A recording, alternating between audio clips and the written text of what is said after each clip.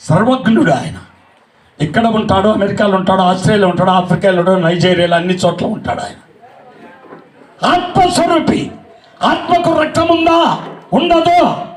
మరి రక్తము కార్చకపోతే మనందరి పాప క్షమాపణ ఎలా?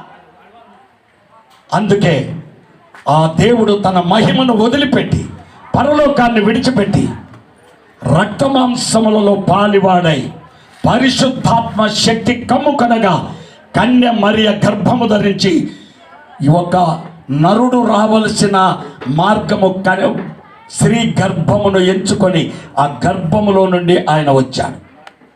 భూమిలో నుంచి బుట్టలా, చెవులో నుంచి రాలా.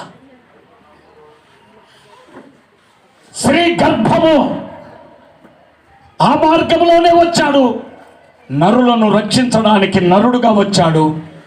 ఆయన దైవ కుమారుడు.